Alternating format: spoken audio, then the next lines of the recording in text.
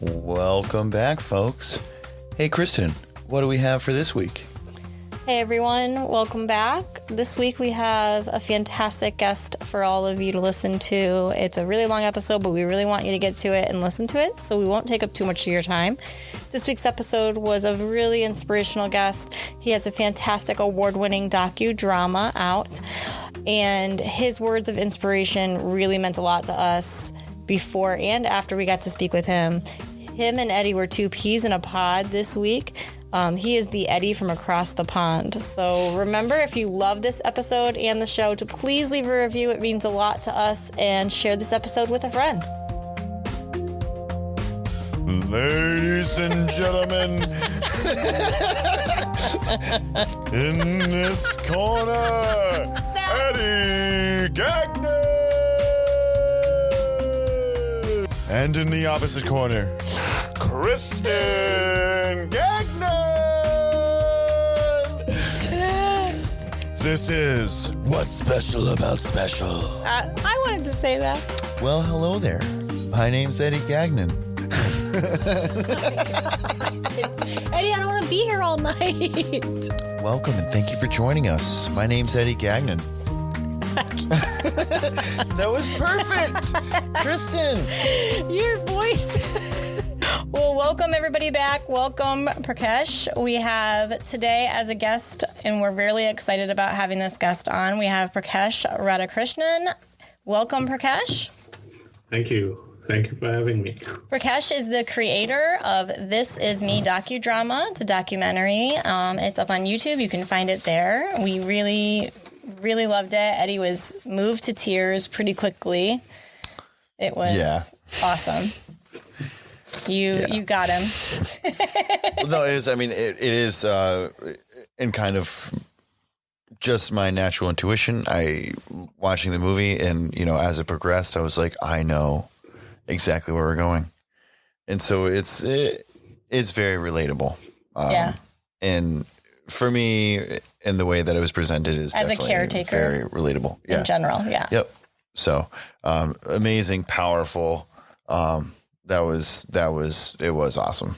So, but of course, before we get into, the big thing that we have our guests for, we do like to get to know you a little personally. So before we get into that, we'd like to hear you to tell us about your story. So for starters, where are you from? So I am born and raised in London, UK. Or Great Britain, as some people refer it to. Yeah, honestly, I'm 34 and I still struggle with that. Is it London or Great Britain? United Kingdom. Yeah. London is the city. Yeah. See, I don't even know. Just say London. It encompasses everything for everyone. Sweet. So you're from London. Yeah, so I'm actually just from a small village outside of London, closer to Heathrow Airport. Okay. So luckily, there's no planes flying overhead at the moment. Otherwise, you'd hear them.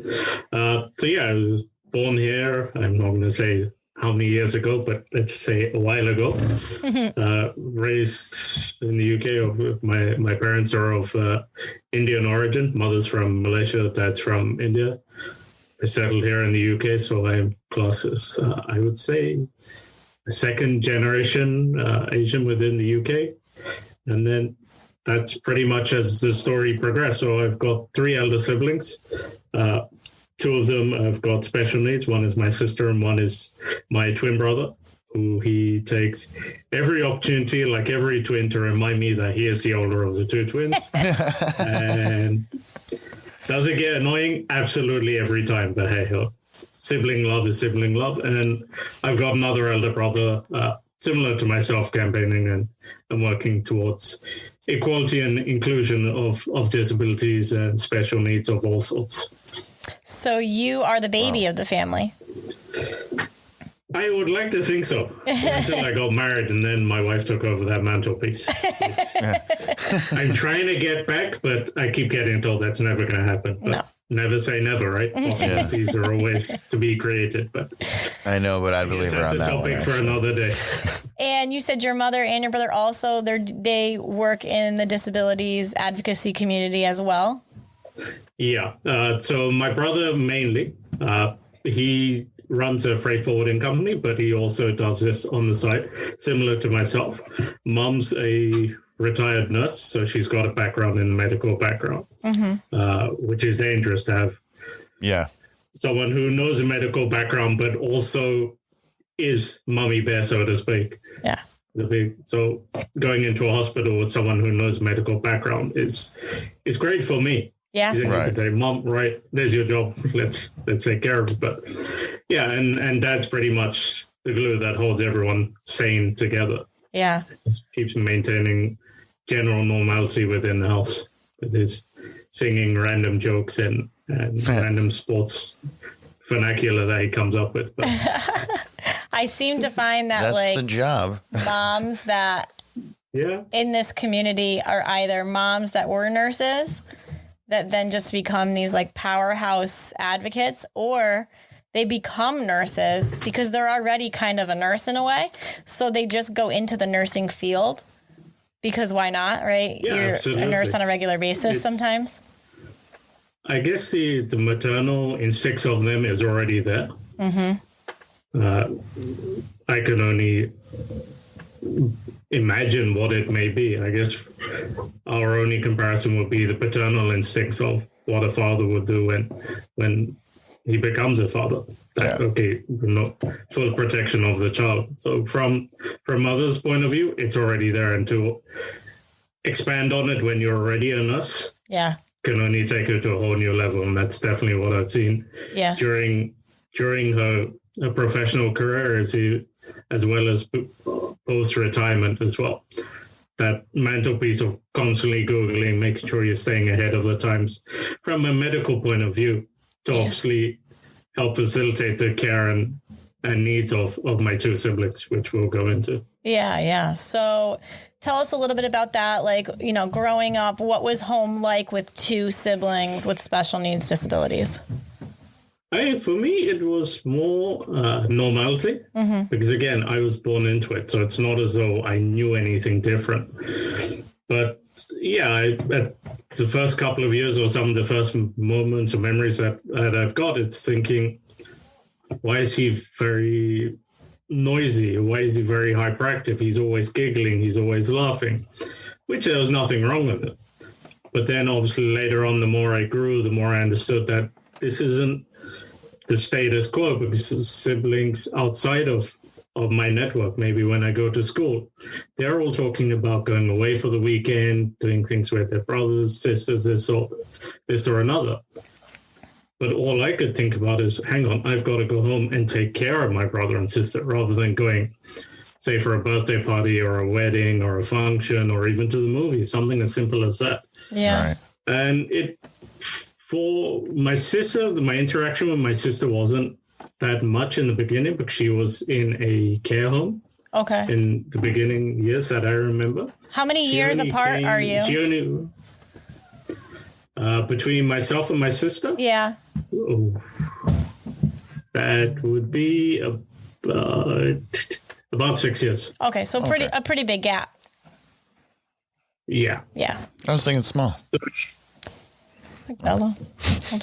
About 6 years. Don't go beyond that. I'm sure I'll probably get mom or my brother saying, you should know this age. Yeah, don't worry. I don't even get it right with my own kids. So I mean, with my sister, it was, okay, we'll go for the weekend, pick her up, bring her back home. So she'll be home for the weekend, and then we'll take her back. So it was a fully functional care home at the time. Because obviously my parents had to work. They obviously had to support us, 3 other kids at home. So at the time, that was the best option for them. And later on, as services started cutting back, which we're all very used to within the special needs and disability community, she then moved back home, and she's been home ever since. So I would say she been home for about 20 years on and off. And it just made sense that she's home now. Why unsettle her? Keep her at home. Right. So now we maintain having both my brother, my twin brother, and my sister at home, while the rest of us around the family are constantly running around to make sure that their needs are solely met first. Wow. In order for us to then go on and do what we need to for our own professional growth, as well as life once. Right. That's tremendous. And we talk about that too, like having that support system, or having the ability to have, a community, a small community, and a nuclear family like yourself, where you have all of that ability to have that support, which is huge, because we talk about that all the time. When you have the single moms who are battling that, it's the weight of having to tend to your child, and it's immense, and I can imagine. But that is fortunate that you have that situation. And it's great for your siblings, I'm sure, to be home in that life where, it sounds like you guys are awesome. You guys have a great relationship. So that's, really fortunate. Well, and I think too, it speaks to the fact that, like, as we know that, like, even with that support system, it probably, and tell us if I'm wrong, like it must still get lonely as a caregiver, even with that support system. Absolutely. I completely agree. I mean, it also comes down to time management as well, right? Yeah.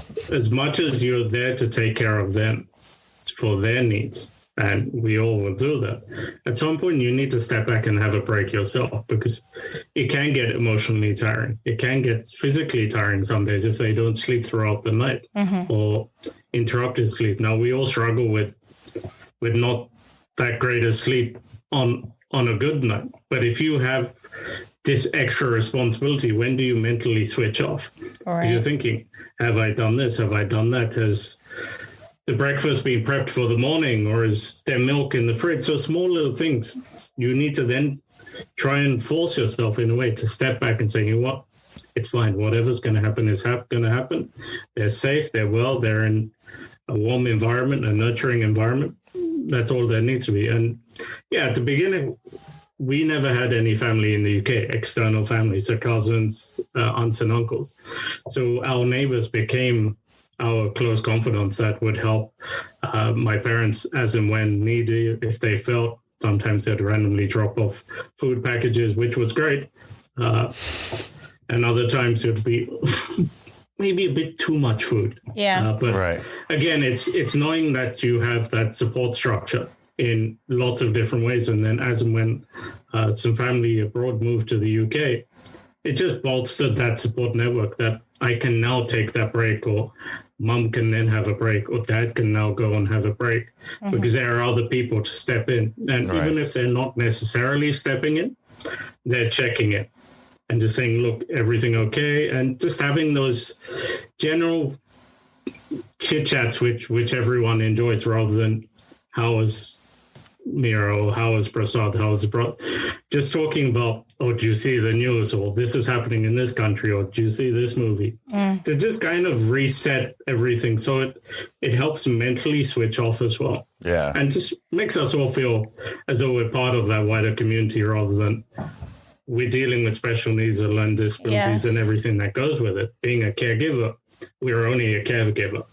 So there's lots of different facets to it, as I'm sure you already know. Well, I think you brought up a really good point that gets forgotten. And I don't know if this is a cultural difference or, for something that's specific here to America that I notice a lot that gets forgotten. Here in America, there's a culture of, I'm going to mind my own business. You're doing your thing. I'm not going to bother you. And very often, and to flip the coin on that, there's also a culture of, I've got this. I'm on my own. I'm independent. I'm strong. I'm doing this. So you don't reach out your hand for asking. You don't communicate, and someone won't say, hey, I'm going to drop off a meal. Hey, I'm going to check in on you. Hey, I'm going to come over and let's chat about anything that's going on. It just doesn't happen. So that community doesn't necessarily get built here, but there's that social media community and that's it. But it's so almost more lonely because you're watching everybody's great life pass by. And you're like, oh, I shared this. I liked that. But the actual physical community doesn't really happen here. And I think that it should much more.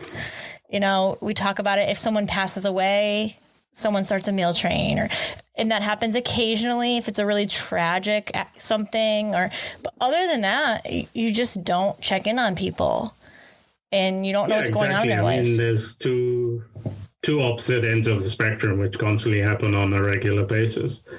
But it's just knowing that someone is there to be able to check in. Yes. And we've spoken a lot about it over the last few months in the news with the pandemic that's going in. Just check in, have these conversations. But is it actually genuinely there? Sometimes it's not. And I guess from a caregiver's point of view, we find it difficult to ask for help, because we're so used to having our finger on the pulse that we need to get things done. Yeah. It's almost regimental, military style, that bam, bam, bam, this time this has to happen. There's no leeway of, okay, we'll do it in 10, 15 minutes. No, it has to be done now. It has to be done now. And that just becomes a habit. And as much as there's nothing wrong with it, it doesn't allow that room to nurture yourself and to be able to grow sometimes. Sometimes it can be an inhibition. And within that, we struggle to ask for that help because we feel if someone's coming in to help, are they going to be able to maintain the same routine and schedule that we have built up?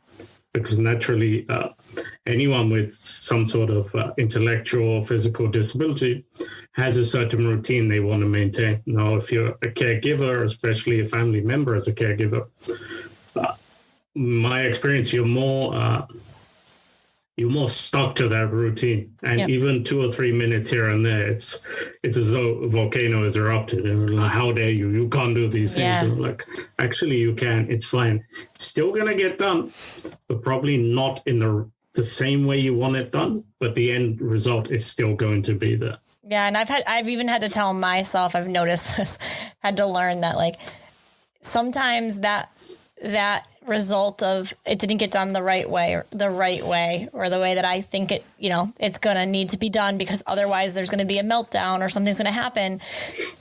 That reaction is usually only to me. But if we have a babysitter or someone and they do it a different way, they don't necessarily always react in that same meltdown fashion. And I'm always like, what? Sometimes I'm almost like annoyed. I'm like, well, why wouldn't they? But I don't actually give want you a hard time like that to happen. To me. I know. Yeah, but... Oh, I know you get mad about that. I don't really want... I'm like, no, I just did this. And she'd be like, they let you? The kids let you do that? Yeah, no, it's fine. It was fine. Dare they? Yeah. But I think it's because... but that's the thing. It's everyone's got their own way of their own perception of what needs to be done. I mean, there's only very few things on the planet scientifically proven that are actually as it is. Mm-hmm. So we all breathe air, we all excrete air. So it's small little things, but in terms of our actions, there's old sayings, I'm sure, in the US, there are quite a few, that there's multiple ways to get a job done. Mm-hmm. Yeah. But as caregivers, especially as a primary caregiver, my parents being a prime example, or myself, we are very stuck to this routine. I know I am for myself because I've seen my parents do it. So like, okay, it works for them. This is how it needs to be maintained. Yeah. So if a carer comes in, and we have external carers coming in just to alleviate some of the pressure that's put on us, and they do it somewhere completely different, or they prepare their food differently, or they prepare their cupboard in a different way. Or like, no, shirts here, socks here, food needs to be prepared X, Y, and Z. Because our conception is that when we open the cupboard door, we need to know where it is. Yeah. If it's in the middle of the night, doesn't matter the time of day, I should be able to close my eyes, go straight to it, pick it up, and that's what it is. Well, time is of the essence too.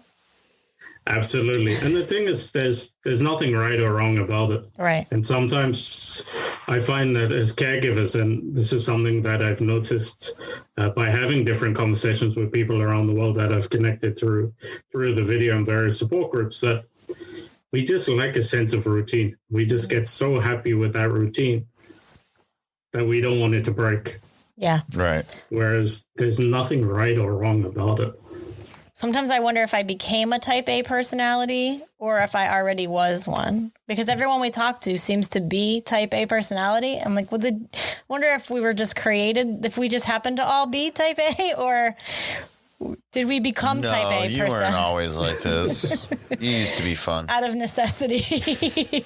Well, why type A? You could be another letter, right? Yeah, I'm going to make one up. You could be a number if you wanted to. Yeah, I like that. But again, it's throughout life, and it's a societal thing as well. We start fixating labels onto things and people rather than just being very present and living in the moment and just dealing with the moment. We start adding emotions onto it, like crying, panicking, frustration. It could be something that's come out of an experience from when we've been a child.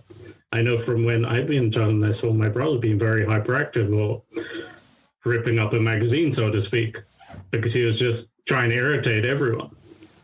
But I may have perceived that to be something completely different, that he's maybe attention seeking. And then obviously most daughters are the apples of their dad's eye. So I would think, okay, why is dad always going to my sister? And like, hang on, I'm the baby of the house. Right. I insist I'm the baby on the house. Why am I not getting seen to? And they're older than me. But again, these are the emotions that we're adding onto it, which sometimes gets to us more than it actually needs to. Right. Yeah, I think that's a really good point. Now, as you know, like you just said, I mean, most of your childhood was your childhood. It was your perception of reality, right? It's your reality. You didn't know any different, which I think is a great, as a parent with children and in one child who is, you know, sometimes of a caregiver role, which we try our best to kind of balance that. So she's not so much of a caregiver sometimes, because right now she's 12 and where, you know, she doesn't need to be, but there are times that she steps into that. I mean, even right now, and we do know, I mean, I've said this a lot, like she's older, she's at babysitting age. Other siblings are babysitting too. That's just her age range. But, you know, she does a little extra because he needs a little extra.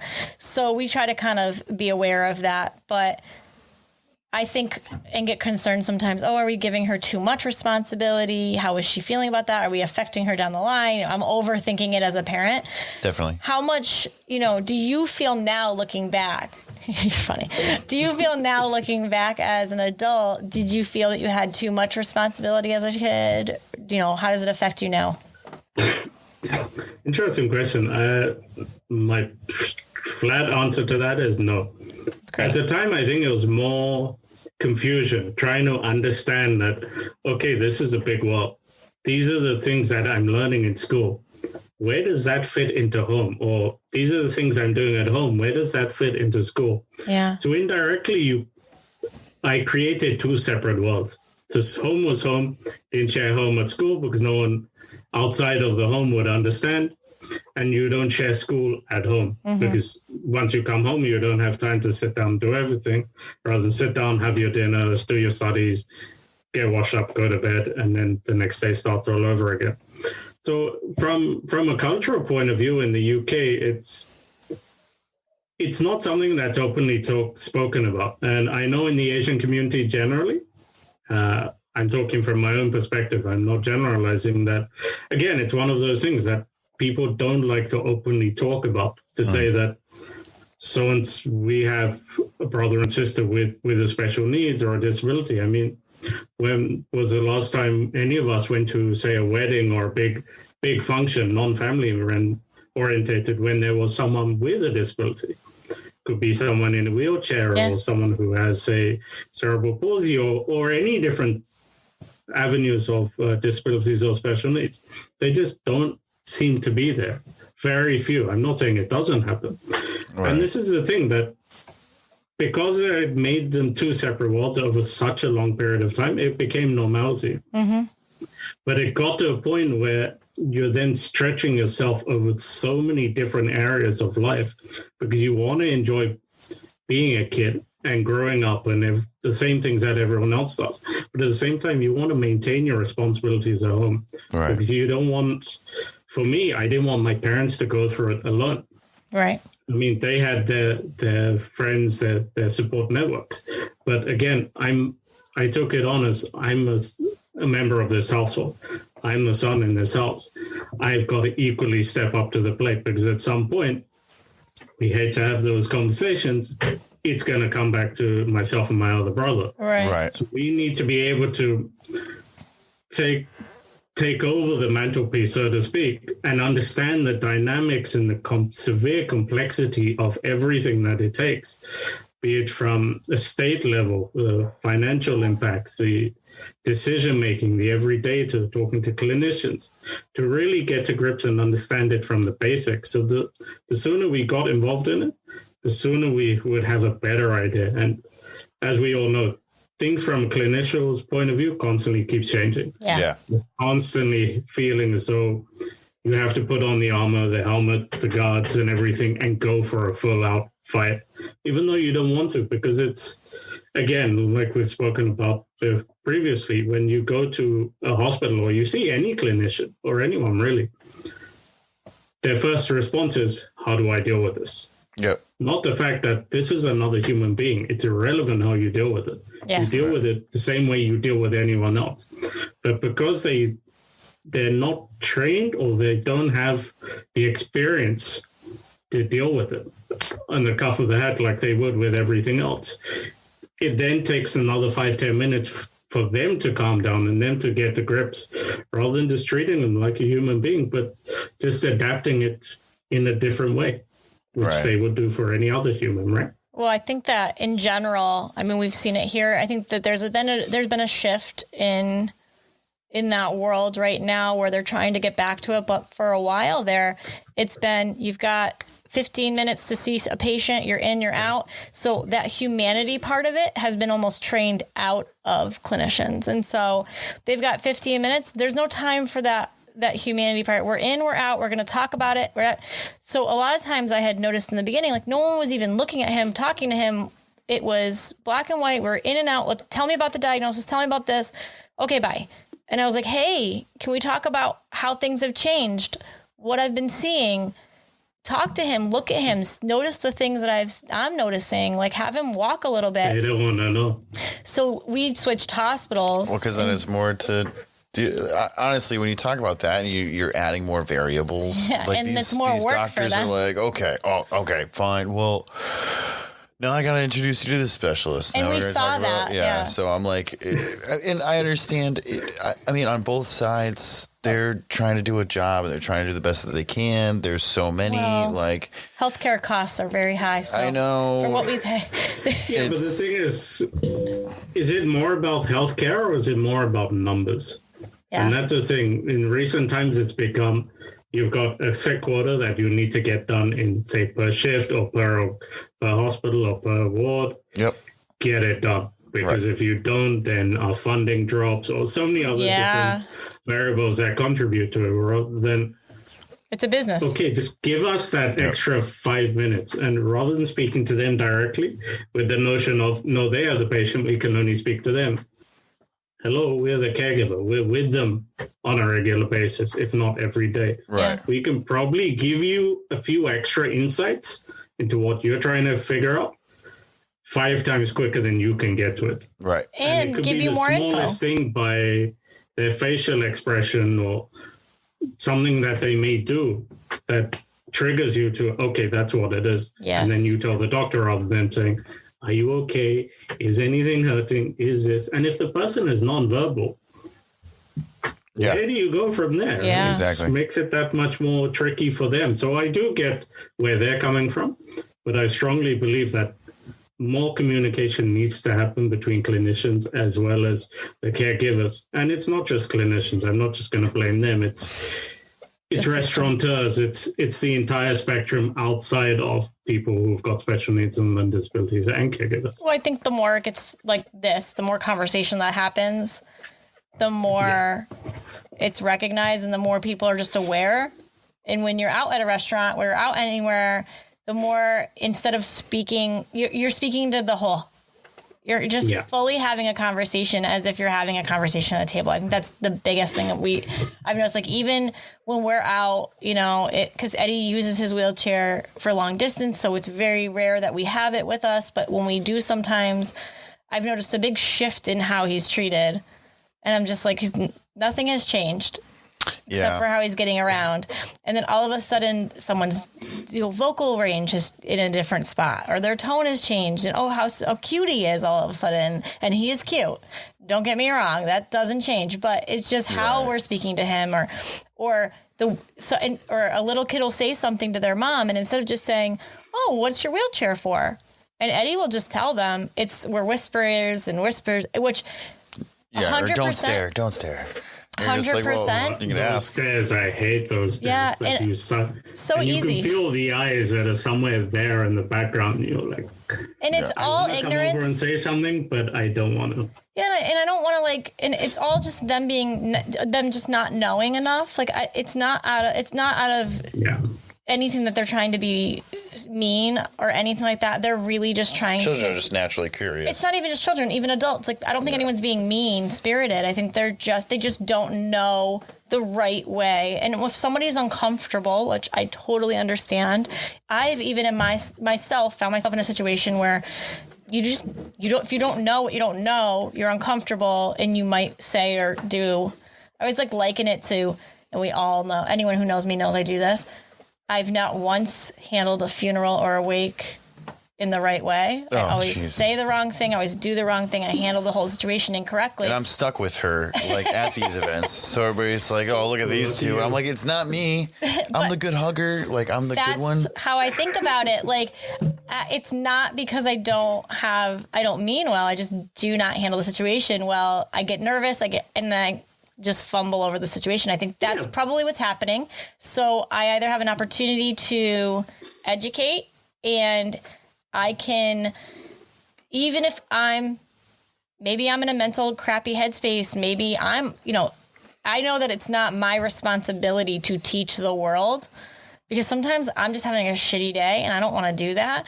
But some days I'm like, okay, this is the day I'm going to just say, no problem. If you want to come over and ask him why his wheels light up and just nicely do it because inside I just want to be like, just ask him. But I have to take a breath and be an educator at that moment because otherwise the world isn't going to know the right way to handle. Yeah, absolutely. I mean, it's similar to what you just mentioned. There's a large amount of ignorance that is out there. And I guess in today's culture and community, especially growing up, there's what do you say? And if you say it the wrong way, am I then going to get sued or am I then going to have some sort of fine thrown on me? I mean, it's not a bad thing to have these open conversations, but you can also see it the other side that people are reluctant to have these conversations because out of fear of what is the ramifications going to be? Is something going to come back? Some people really don't give two hoots about it. I did have to cover up some of the words I was going to say. You can say you them can on swear here. on this podcast. It's the best thing about this thing. No, don't, because it won't stop. We'll save that for a blooper session. Okay. Again, it's similar to when you see someone who's got, say, is in a wheelchair or has a disability, or even more commonly, a mother with a pram trying to get into the car. Yes. Do you help? Do you not? Some people instinctively will jump off, but some people are like, okay, I'll help, but what is someone else going to say? Right. Or they may take their help to be that I've got sympathy on, I'm being sympathetic rather than being empathetic. So I think it's a very fine line between the judgment of what is being sympathetic and what is being empathetic. Because from a caregiver's point of view, I would rather the empathy rather than sympathy. Yes. Sympathy, I can go back home and cry my eyes out if I was going to or to a support group who understand it. But from the general overall community who are not in that place, empathy is such a powerful thing. And even if it's one or two words, or you're okay, or do you want me to hold the pram, the wheelchair, or the door? Small little things like that have made an enormous impact on that person's day and even the next couple of days. Because again, similar to the video that I created, we all have good days, we all have bad days, we all have the in-between days, could have been better, or the other days where we're lapping ice cream because it's been a fantastic day and we've got everything out of the way so soon. But right. Well, I think isn't everything in life like that? Yeah, I think exactly what you just said, like the sympathy versus empathy. I think the way you know which one is or what to do, just go with your gut. And we've all had that moment where you see something and you're not exactly sure what to do. Your gut happens and you're like, do that. The second that exactly. gut moment, you feel something, just do it and go with it. What is the worst? I mean, worst case scenario, they're going to tell you to screw off and you're done and you're bad and that's it. And you feel kind of crappy, but you at least made that attempt to do the right thing, and it doesn't work out. Okay. But you can walk away knowing, okay, I might've done that wrong, but at least I tried. The other flip side, they're on their own. Correct. I mean, that person may tell you to screw off because they're having one of those bad days. Yes. Yep. Or maybe in just that moment that they've just got so flustered with everything that they're having to deal with, it just got on top of them. Yep. Came to them 2 minutes earlier, or while you were deciding what your gut should do, if you acted on your instinct and, okay, I've seen that, gotta help. That split second could be all it took for them to completely come down to neutrality and say, you know what, thank you. Yep. Or even just a simple thank you very much. Or, you know what, I've got it, it's okay, but thank you for offering. Yep. All you've got to do, and that'll have such a big impact on myself, if that was for me, as well as the person you're trying to help. Yeah.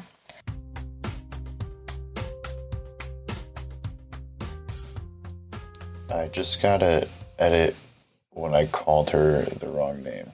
Listen, this editing is taking forever. I have to go grocery shopping. Yeah. That's why you should go to Instacart right now. They connect you with a personal shopper in your local area to deliver groceries from your favorite stores. Instacart delivers groceries in as fast as 1 hour. Hey, listeners, by following the link in our show notes, you help support our show. By doing this, Instacart is offering our listeners free delivery on your first order over $35. So now I think this is a perfect transition. I mean, speaking on empathy, your docudrama, This Is Me, really, I think speaks on that for sure. How did this come about? What inspired it? I mean, my assumption is, your life inspired it, but tell us a little bit about how it came about. Okay, where do we start with this? So I'll give you a bit of background content. So about 3.5 years ago, I had open heart surgery. Oh, wow. Geez. Very, very randomly fell ill, got the usual winter bug that usually goes around. But that progressively got worse and worse, got admitted to hospital. And then after a couple of days in hospital, after a day in hospital, they said, look, you've got a heart issue. Okay. So a couple of tests, forward. So fast forwarding a couple of months, I then got told, by the way, you need open heart surgery. And I had no idea about this until I was going into a CT scan machine. Wow. MRI, sorry. Halfway in, doctor comes in and says, by the way, this is your scan for your heart surgery. So you're like on the little conveyor belt. They're like, you'll need surgery when you come back. Bye. I know I've had a similar experience. And by the way, you can't move while you're on this tray thing that goes into the machine. As the noise scares the shit out of you and go, Yeah, it's the worst. Correct. And I was like, what surgery? It's like, oh, you didn't know. Yeah, my face and my reaction shows that I'm completely 100% about the surgery. He was like, right, so we need to have this conversation. But anyway, we'll save that for another day. So fast forwarding that, I had the surgery, came out, and for first 4 months, I couldn't see anyone. I was in complete isolation. Oh, my gosh. Couldn't see my siblings. It was only my wife, mom, because of her medical background, and immediate family. So everything else was completely topsy-turvy. Spend more time watching YouTube than I did anything else, sleeping during the day, YouTube at night. And FYI, there are some very random videos on YouTube. Oh, I know. Yeah. Insanely random, but at least I got to catch up on some old classics, Tom and Jerry, Garfield, Simpsons, to name some. And then, so it's within that, I started thinking, you know what, there's got to be something here for siblings, such as myself, because there's a lot of support groups which have touched on earlier for the parents of, the clinicians of, for key workers, the overall professional stuff that take care of the everyday things. But what is there for the siblings? Someone like myself who has brothers and sisters like this, and I know in the area I'm in, there are a few of them. So if that's just my area, what is there in the country as well as globally? So I started doing a lot of research into it. Some good, some bad, lots of indifferent stories, and finally came across a charity in the UK called Sibs UK, which was fantastic. So after I could start moving around post-rehabilitation, contacted them, went to one of their national meetings that they had, and just said, look, hey, I'm so-and-so, I've got 2 siblings with special needs. And the weight that came off my shoulder, because I'm now able to share this with someone or a community that understand where I'm coming from. Yeah. Right. And it was so SIBS as a charity works for only the siblings. So my wife wouldn't have been able to come to it. My parents wouldn't have been able to, because there's certain emotions and feelings that only a SIB could resonate with. Right. So that was one good thing. So while I was there, I was very conscious that I was the only or one of the only ethnic minorities there. And this is a room of probably 50, 60 odd people. Wow.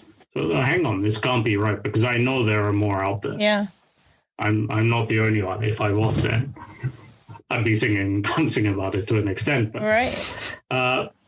so I had a conversation with them, and I said, look, am I the only one? They were like, you're the only one who's willing to take that step forward and have that conversation. Wow. And come to our events.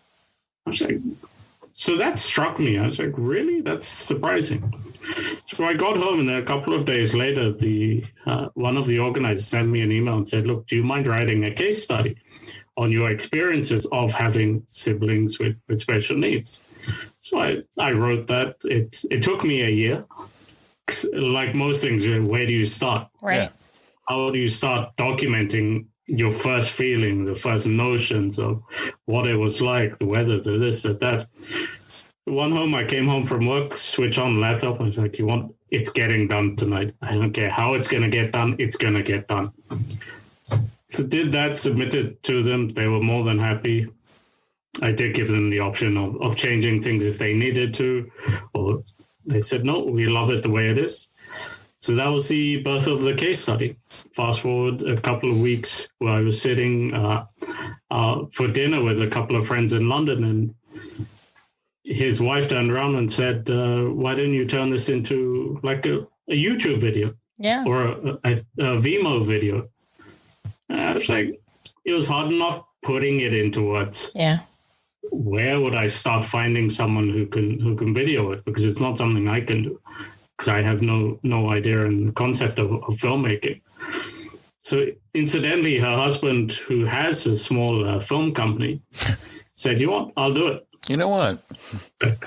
That's how it happens, though. That is awesome. That's how it happened. They say a lot of things happen, a lot of good deals happen in restaurants or golf courses. I completely concur with this, because the food was amazing. The company was great. Could have been better if my wife was there, but I think she was traveling. I had to get that dig in.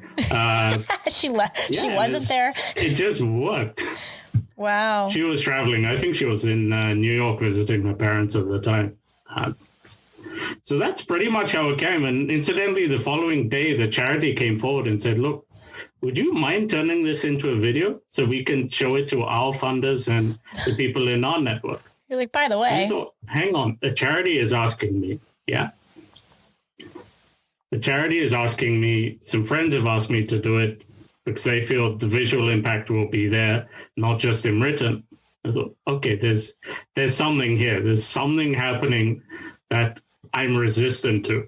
So let me just give up the case study and let's just see where it goes. So I handed over the case study to him that night at the restaurant. He took it away, sat down with another member of the company that he has, and they wrote the entire script. They gave it to me, and the script writer, his name is Jags, said, look, if you want to change anything, change it, but please tell me. We had conversations about it. I said, no, more than happy. He was like, but there's got to be something. And so he was looking for something to be changed. I was like, no, you've nailed every single bit. Yeah. From the script to the visualization. The narration of it was completely his. And the visualization was thanks to the owner of this company, Narinder. So the two combined created This Is Me. Nice. And it was in the living room where we came up with the title. We pondered for a couple of hours of what do we call it? Would this have an impact? Would that? I just turned around and said, you know what? It is as it is. This is me. People like it. They like it. They don't. In that moment, This Is Me was formed. Yeah. And that's where we are today. It's great. I mean, it had an impact for sure on us. Definitely. We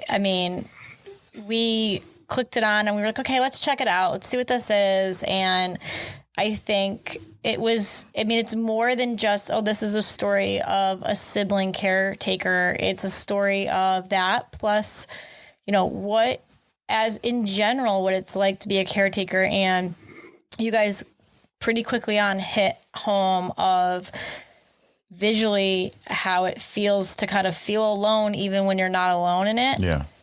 Absolutely. It's just, it is, it's funny, like, our life is so different, but similar in a different way. Like, just be like when you mentioned it before, like on a regular basis, I can be running around doing 1,000 things. In my brain, there's 1,000 more going on. I'm thinking about, okay, tomorrow, what's on the agenda? I have to make sure I have this, I have this. It's exhausting and it's tiring. And so I'll have friends or family members that'll say, well, that, like when we took this vacation, I was like, we need a vacation. Everyone's like, well, everybody needs a vacation. We're in COVID. I'm like, no, I don't think anyone understands how badly, like I'm going to have a nervous breakdown if we don't just get a few days to completely reset without the kids, because it's not the kids that we need the reset from. It's the nonstop 24/7. Yeah. Let's be honest, the kids are like 20%. I mean, they're percentage. Parenting is caretaking as a whole. Right. And then you add the extra onto it, and then just life. And it was just, we were at a point where I think we were just really burned out, and we were recognizing it. And I think, I get it. There's probably a lot of people that are burned out and need a vacation, and COVID is burning people out. But I'm not going to apologize for being able to say, hey, I'm burned out and I need this and I'm going to do this for myself. We're not going to apologize for needing those few days. You can't. Because absolutely. We shouldn't do. Woo, kudos to you. Yeah. The people that are able to stand up and to say, look, I'm burning out, or I need to take a step off the accelerator. Mm-hmm. Someone please just step in, even if they're there to have a cup of tea with yourself or to just go for a walk with yourself. Just that 5, 10, 15 minutes, whatever it is, to allow you to switch off is extremely beneficial. Well, and I think we learned from this that we probably wouldn't have gotten to that level of burnout if we had done exactly what you just said. Taking a little time out here and there would not have gotten to that level of burnout. Do you remember when the last burnout nearly came? Yeah, exactly. So we're going to learn our lesson. That's the thing. This is the thing. We keep saying we're going to learn. I know. I'm equally culprit to it. But the thing is, we get so consumed within everything that needs to get done. And like you just alluded to earlier, that you've got 1,000 things to do. If you're doing this, you've got to do that. But it takes that one phone call, that one text message or SMS to say so-and-so is a little unwell.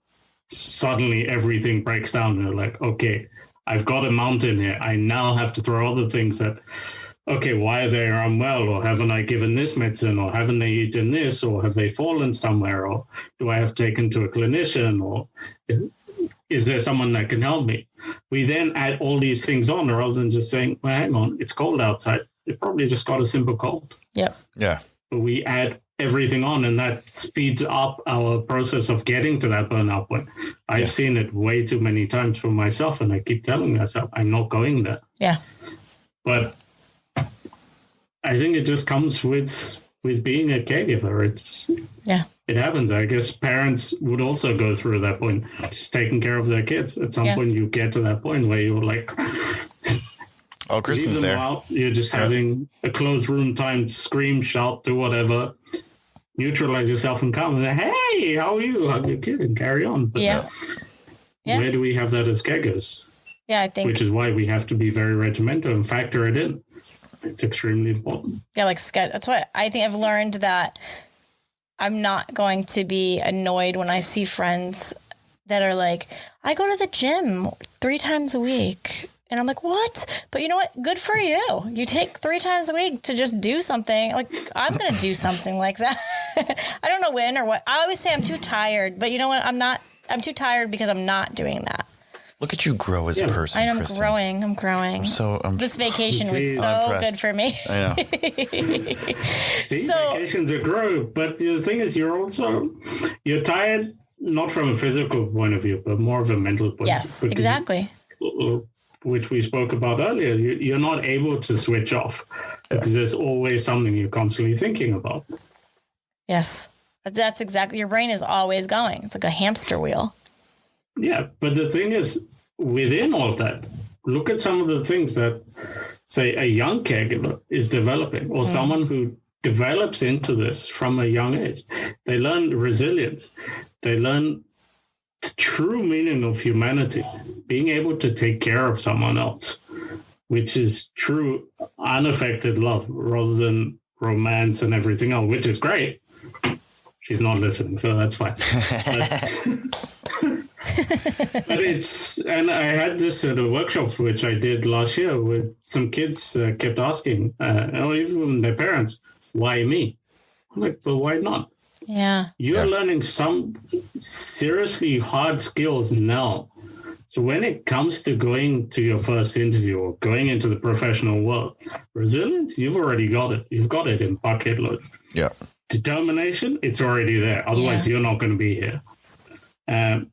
Hardworking, already there. You probably got it before you were even born. Yeah. So it's these small little soft skills that you can really say, because when an interviewer or an employer comes back, says, okay, why do you think you're hardworking? Why do you think you have the skills? Let me show you a bit about my world. Watch that. And this is the thing. When my manager first saw it, I don't know why he chose to watch it at work. I walked in one day, had no idea, and he was like, why didn't you tell me? What am I going to tell you? That I've got this? Yeah. Why would I? I don't want it to affect my professional life. Right. Yes. Because again, it's work is work, home is home. He's like, no, but if you need help, it's like, I've got this. I know what I need to do, when I need to do it. And I've got a support structure outside of here that allows me to do that. But it also works for the other members of that support structure, not just... So again, it's having these conversations similar to what you're creating and creating that presence that let's have that conversation. Let's have those open, free communications with different people within society to help start breaking down these artificial taboos that are for some reason there in our community and culture. Right. And it is globally. It's not just in London. It's not just in the US. For sure. It is a global issue. I think a big, like you just said, I saw this firsthand in what you just said about, like going to work really hit home, because before we started this podcast, I had we had all these friends when we first started having kids and this group of close friends. And then as things progressed with our son and everything, it's not that we lost friends. It's just we kind of all went our separate ways. And in my brain, I was just like, well, they just don't understand our world. And that's okay, because their world is so different now. And we just did our thing and they did thing. And then it would get to the point where Eddie would say things like, we don't really have any friends. And well, they don't really understand my world, or their world's so different. And then we started this podcast, and, we do talk a lot about our life, even though we're talking about resources and things. And then I've gotten a few phone calls recently from, friends that I haven't talked to in a long time. And they'll say things like, I just didn't know exactly what your life was like. Yeah. And now we do. Why wouldn't you just, and I'm like, in my world, I'm like your world is so different. I wouldn't want you to feel like you'd have to jump into this or feel like it's a burden or I don't know. I guess I felt like a guilt almost. And so it's similar. Same with work. Like I wouldn't want to have this like stigma over me at work where they felt that they had to give me some leeway or like I work hard and I want that to present itself. But the other side of things is when things get hard, no one's giving you a break because they don't know there's something you actually do need a little bit of a break. So they have to know your life. That comes from, again, being able to open up and talk and say, look, I need that extra like half an hour in the morning or I'm going to be a little late. Not to affect my work because I've got this, I've got to take care of it. And then I'll be in and then I'll be as effective. You want me to work later? That's fine. But then again, it also comes back to this topic of that fine line between sympathy and empathy. Yes. Yeah. Especially when it comes to friends. I completely resonate what you just said because once the video went live, I had some friends that I haven't spoken to since my college days that came back and said, we knew about your sister, we didn't know about your brother or vice versa. And why didn't you tell us? I was like, we're in college. Where? Yeah. Are we going to sit down and have a conversation about this in our first year of college? Yeah. Everyone's too busy enjoying college. Yeah. Things that everyone knows happens in college. You're being very studious. I don't remember that time at the party where everybody's like, hey, divulge your deepest, darkest secrets. Yeah, exactly. And the thing is, but you could have told us. Okay, but at what stage within, say, the 3 or 4 years of being in college, were you in that mindset where you were willing to listen authentically without anything else going on about someone else's world?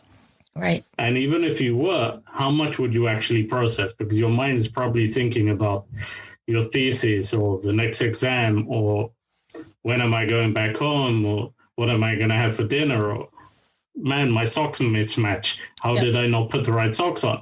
Small little things like that. And he was like, yeah, but you should have stopped me. I was like, no. Be it then, be it now. No one is ever in that space to have that conversation. And it's not as though we don't try to have the conversation with people who aren't in that realm, because it just means that we're expanding our support network. But sometimes it's easier said than done because other people have other things going on. And it's not as though they don't want to be part of our world and vice versa. It's just that the things that they've going on are not more of a priority than the conversations that we potentially are going to have. Right. And again, it could be just in that moment. You speak to them at a different time. They'll be all ears. Well, I think this platform is that important even more because you take out that level of formality and now someone just picks up a podcast, someone picks up YouTube, they're already scrolling through that level of how do you bring up this conversation without it being, for lack of a better word, a mood killer? Or I'm not saying, hey, we're going to talk about this big, heavy elephant in the room that's, a difficult conversation that might make you look at me a different way or whatever. Instead, you're just having, this thing is up on Facebook, on YouTube, like this podcast. I can just listen to it in the car or wherever. And now I'm involved. Now I'm interested. Now my mindset is different because I'm just thinking and I'm listening and, my view is different. That's, I think, why this media type is such much more impactful. Yeah. Yeah, because I guess the benefit of social media, everyone's on the go in technology. And that was the other thing when I was talking to Narinder Jax about it. Narinder's the owner of Kick Action Films. Say, okay, how long are we going to have this? And my viewpoint had always been, as a carer, I don't have half an hour. If I've got half an hour, I've missed doing something. Right. And that was my viewpoint. So I was like, give it 10 minutes. If we can have it a little shorter, great, because that's enough time to sit down, have a cup of tea or have biscuit, have your breakfast, your bagels, your donuts, your coffee, whatever it may be. But it also is that few minutes where you can switch off, do something that you want to do, and then be straight back present into what you need to get done for the rest of the day. And still have the impact. So that's why we're very cautious. Yeah, that's why we're very cautious about the timing. In terms of the impact and the script writing, till date, I'm still blown away by the work that our director, Jax, had done. Because this is someone who's not got a first-hand experience of people with special needs and learning disabilities. So I've literally given him the case study. Yeah. Right. Go for it. Good down. So for someone to be able to create that impact, that visualization without that background speaks volumes for the work that he actually does. And again, that too for Kick Action Films for putting it all together in such a short period of time. Yeah, and getting across, multiple messages in that one, time frame. I think it speaks volumes, getting across a message of, hey, let's put out, representation. Hey, let's put out a, communication of, loneliness and what does it feel like to have on some level, I think there's a stigma right about like on some level a mental illness of, hey, I'm alone. This is how I feel. I need to reach out to somebody. And then there's this third level, which, is so important. Like you said, there's someone else there to reach out to you to say, hey, do you need some help? Is there something I can do for you? Hey, here's a resource. Let me give that to you. There's just, so many levels involved that they captured in such a short amount of time, which I think is really, really important. Yeah, absolutely. And then again, biggest advocates that were supporting the three of us when we were putting it together was our wives. So we have to give them their due diligence and their support. Look at you. That was good. Good husband. The late nights, because obviously filming, we wanted it to be in quiet areas, especially for the narration, and all the support that they had given us. It's just been amazing. To be fair, when we put it out there, we only wanted maybe 500 views if we were lucky. But to be able to have the video seen by over 25,000 people, 64 different countries globally, some countries I've never even heard of. Yeah. Just speaks volume for that. There is obviously something there that people are resonating with. Oh, yeah. Yeah. I think it, like you said, it impacts everybody. There's nobody it doesn't affect. It's the same everywhere. We're all going through the same thing, no matter where you are. Yeah, absolutely. So now tell us a little bit. Now you're doing a vlog as well, kind of piggybacked off of this. Did this come after? I'm assuming this came after the docudrama. So, what are you doing with the vlog? Tell us a little bit about that. So the vlog came, a little bit after the video went live. The video went live at the beginning of January this year. And I didn't want it to be a one-hit wonder. Mm-hmm. So I didn't want the whole "this is me" to just be, here's a video, that's it. Right. Pack it up, let's call it a day. To be able to see that impact, 25,000 people in 6 months, I think it was, for me was unheard of. Yeah. Even now, I'm still scratching my head saying, really? I've kept seeing the numbers on a regular basis to the extent my wife was like, can you stop looking at those numbers? But that's you're not impressed. I was like, hey, do you dig the numbers? Yeah.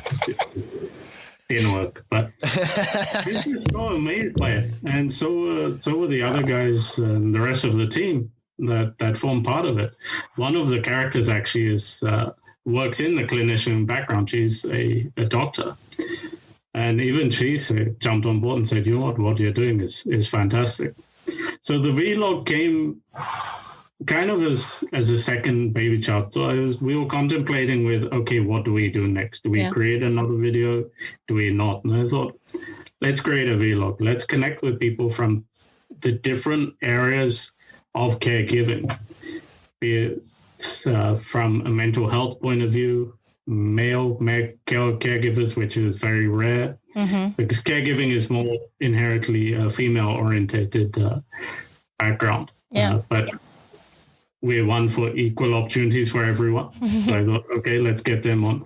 And it's always good to understand and get a perspective of different viewpoints.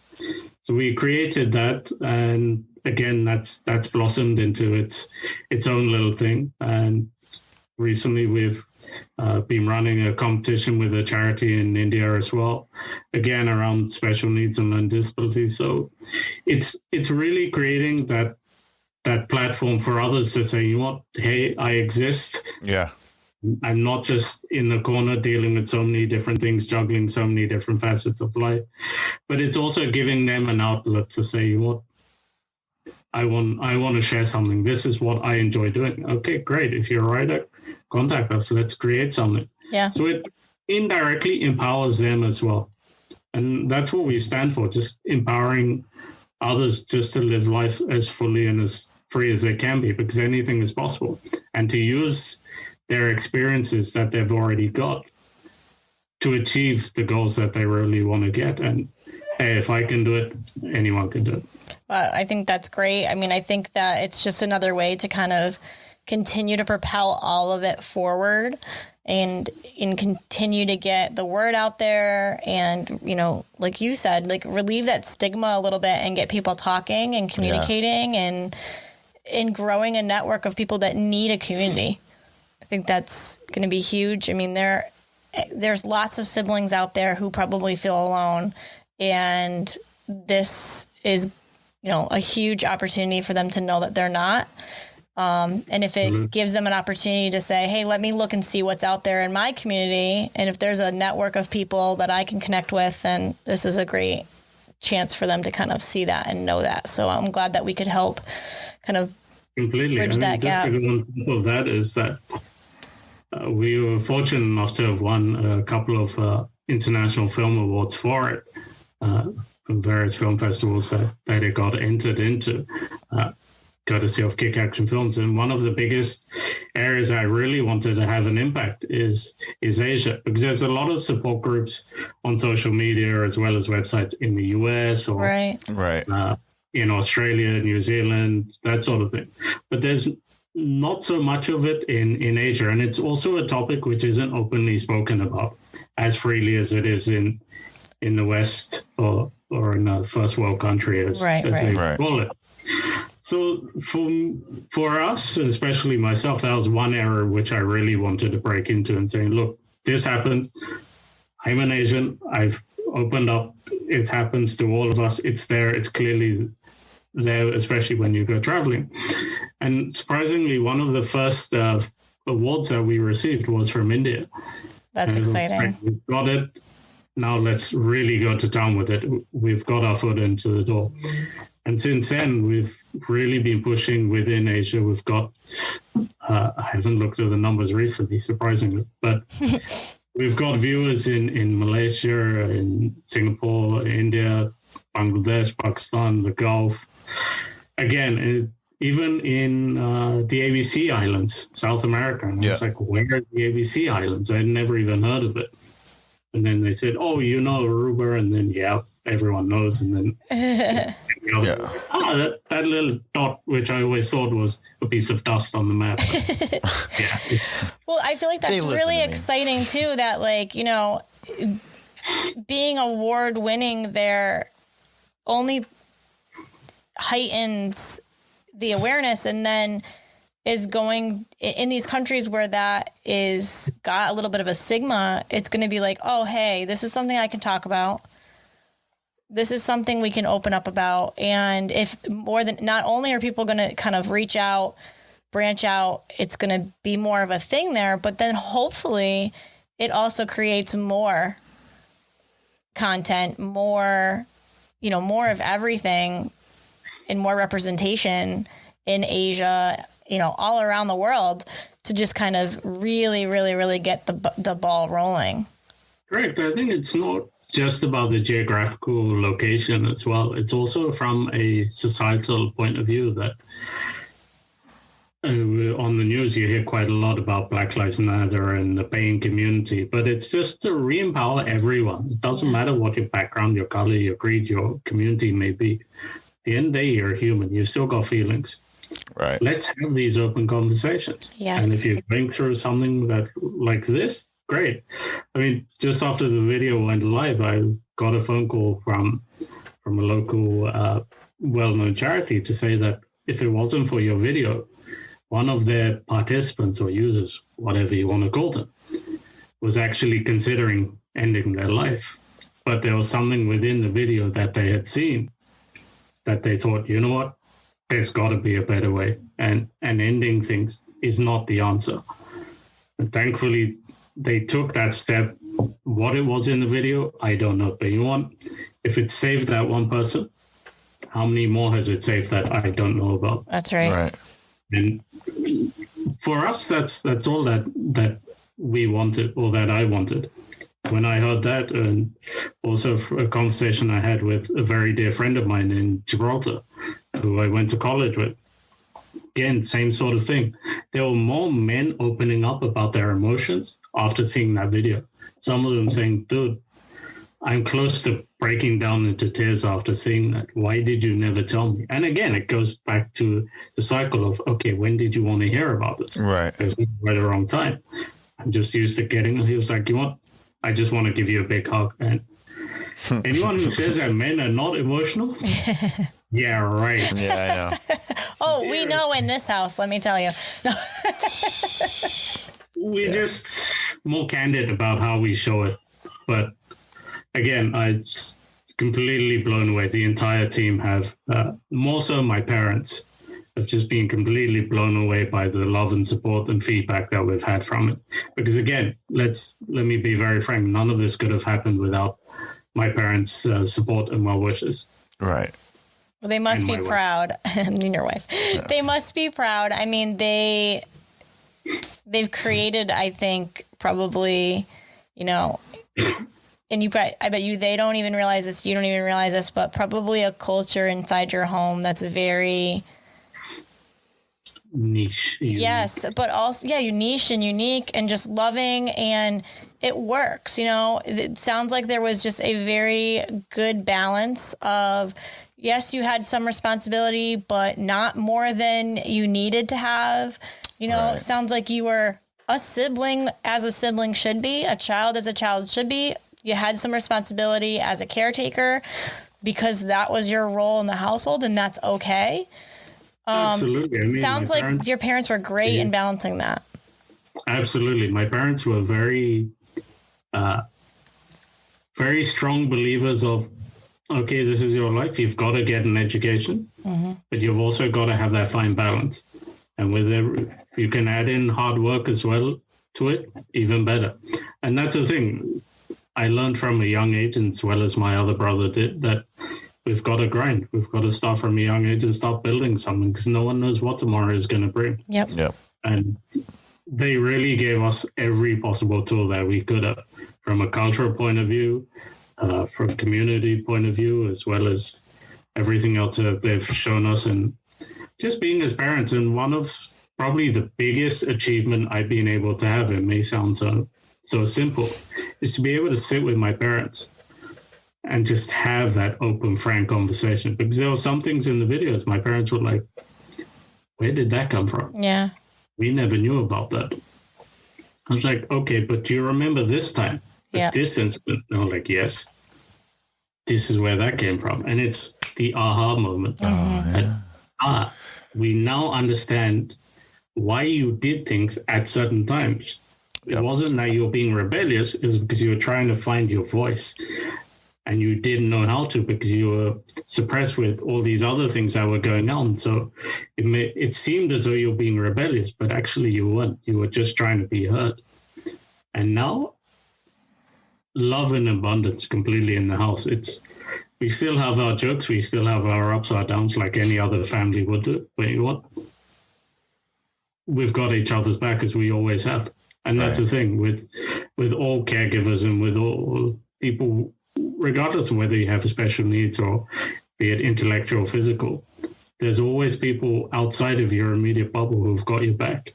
You've just got to open up and talk, be it via a phone call or a text message, SMS, email, whatever it may be. That's nice. Perfect advice. Well, I'm going to ask you for a little more advice if you don't mind.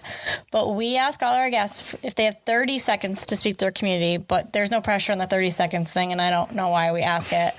What advice would you give to our community? 30 seconds, that's never long enough, I think. The advice is just go with your gut. Don't feel as though you're alone. Because you're not. I spent a lot of time thinking, okay, I'm alone. There's no one else that's going to be in a similar position with me. So I've got to get it done myself. I've got to figure it out myself. But you know what? The minute you crack that wall and you start opening yourself up and start exposing yourself, sometimes you've just got, the more skin you show, the better. That, hey, I'm here, I'm vulnerable, I need help. The more the world starts actually helping you and saying, you know what? Why don't you try this resource or why don't you try that resource? But openly embrace it, not from a point of, I don't need it, I've got it all figured, but just look into it because maybe there's something within what is presenting itself to you that can actually help benefit you or the people that are caregivers. That's awesome. Or even not yourself or your immediate, someone else you may know, the wider community, it may help them. Yeah. So just be open, show as much skin as you can, and just be comfortable with being vulnerable, because that's where the real power is. With every breakdown, there's a breakthrough to have. You've just got to really persist with it. Be comfortable in your skin. Yeah. So what are you working on now? I mean, with COVID, it must be kind of not helping promote everything. You can't really get out there and travel and do everything you really wanted to do. So what are you working on now with promoting it and the vlog and all that stuff? Yeah, thanks for reminding me about the lack of traveling. I know, no worries. No one can travel. It's not just you. I miss traveling. It's probably one of my best places to get respite.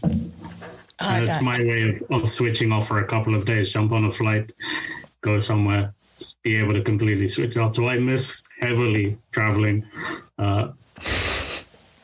What am I working on? There's quite a few little projects are in its infancy and coming to development, but COVID indirectly has come at a right time. Not the pandemic, because no one ever wants that. Right. But because the videos started taking on its own little life, it's given me that time to really knuckle down and say, okay, where do we want to take this next? Yeah. So we've got a couple of projects which are being written at the moment. We've got a miniature book which is being worked on at the moment, as well as some animations which are coming out. All the information will be on our website in the next couple of weeks. So that's pretty much what we're working on, and that should take us for the animation to the end of the year, and then the book hopefully sometime early next year will come out, and then we'll see wherever that goes. Hopefully by then we can start traveling, start seeing everyone again, and hopefully create more possibilities with everyone. I was just going to say, you guys should create like a little book or something for kids. Yeah, what's London like in the spring? Fantastic. There you go. It's probably the best. Great. All year round. Come along. Don't worry, we'll be there. And we can leave the kids at home. They'll have school and stuff. Happy to babysit. No, that's okay. Whatever they want to call it. So where can London's great. London is great. I mean, Great I don't know. UK, one of those things. United Kingdom, England, Great Britain, London. There's so many words. It's somewhere an island in between Europe and the US. That's not Greenland or Iceland. So where can everyone find you? Where can everyone find This Is Me? So all the information, all our social handles, everything, just head over to officialthisisme.com, www.officialthisisme.com. All our information of the video is also there. All our social handles are there. And please feel free to drop us an email, contact us in whichever way you feel free. Perfect. Always willing to hear from people. Awesome. Nice. We'll make sure that we link everything in the show notes for you so that everyone can connect with you, because I think that as we've said multiple times during this, like connecting with you guys specifically, I think is really important. Everyone needs to go check out the documentary on YouTube. It's needed right on the website. They can see it right on the website, right? Yeah, Perfect. Everything's embedded on the website. We also just confirmed recently with a company in the US that we're creating some content around disabilities and special needs.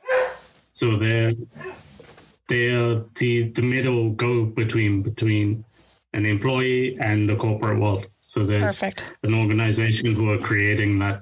So we are teaming up with them as well. Oh, that's awesome. Jinx. Awesome. Well, we really appreciate you coming on and chatting with us, Prakash. We're super pumped to have you.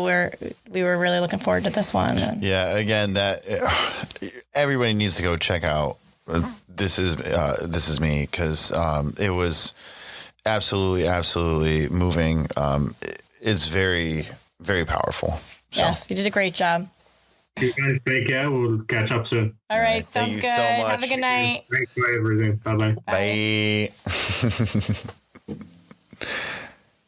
Well, thank you so much for listening. We really hope you enjoyed this episode. As always, please make sure you share with a friend and leave a review. You can find all the resources mentioned in this episode on our Facebook or Instagram on @SpecialAboutSpecial. Thanks again, and we'll see you soon.